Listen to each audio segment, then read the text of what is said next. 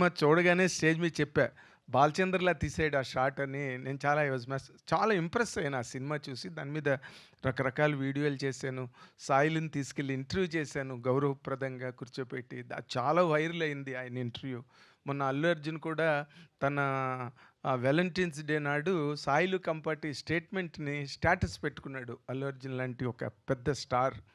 దీని వెనకాతల మళ్ళీ మా వేణు ఉడుగుల నిలబడి ఇలాంటివి అంటే నెంబర్ గేమ్‌తో పరిగెట్టి ఎళ్ళిపోయి, మళ్ళీ అక్కడ బొక్కబోర్ల పడి ముణుకులు బద్దలవుతున్న ఈ సినిమా పరిశ్రమ పరుగులో అలాంటి వాళ్ళు ఎక్కడో ఒక మొగతనంతో, ఒక మొనగాడిలాగా లేపోతే 'చైతు జొన్నలగడ్డని' ఎవరు తీసుకొచ్చి యాక్టర్‌ని చేస్తారు?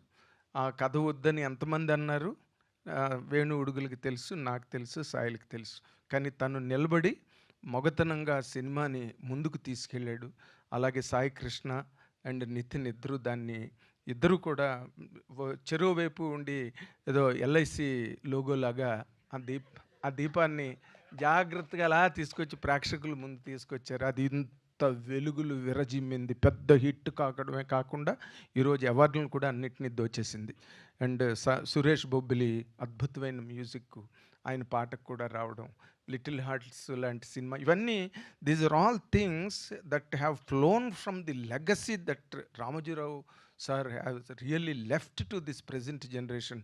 వాళ్ళు దాన్ని ఎక్కడా ఇంప్రింట్స్ మిస్ అవ్వకుండా అలాగ అడుగులో అడుగేసుకుని నడుచుకుంటూ వెళ్తున్న ఆ గమనం చూస్తే ఎంతో సౌందర్యవంతంగా ఒక మంచి అందమైన నర్తకి నడిచి వెళ్తున్నట్టుగా అనిపిస్తుంది ఆ నడక, వాళ్ళు నడిపించే తీరు తెన్ను. కాబట్టి ఇక్కడ ఈ కార్యక్రమం వాళ్ళు 2026, 2027, 2028, 2029 ఈ పరంపర ఇలాగే కొనసాగుతుంది. ఎందుకంటే దాని వెనకాతల చాలా పవర్ఫుల్ సోల్ కాల్డ్ రామోజీరావు ఉన్నారు.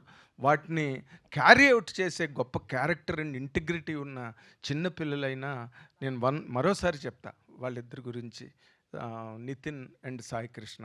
Hats off to you, both of you, Nitin and Sai Krishna. I'm telling you. ఎందుకంటే ఎంతమందికి లైఫ్ ఇస్తున్నారు మీరు, ఎంతమంది లైఫ్ లేకపోతే చాలామంది అంతే.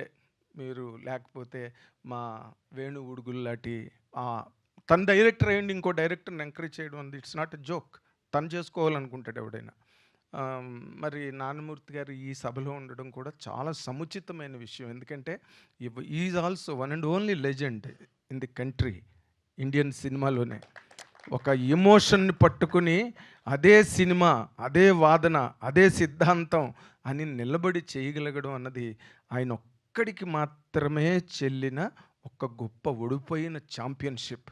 అందుకని ఆయన ఇలాంటి చోట ఉండడం అన్నది కూడా ఈ సభకి చాలా బంగారానికి తావెబ్బినట్టుగా అనిపించింది. కాబట్టి I wish each and everybody who has been awarded here my heartiest congratulations to all of them, and I wish all of you a great journey in the annals of Telugu cinema till the point of Bollywood వరకు మీరు అందరూ ఎదగాలని కోరుకుంటూ thank you very much.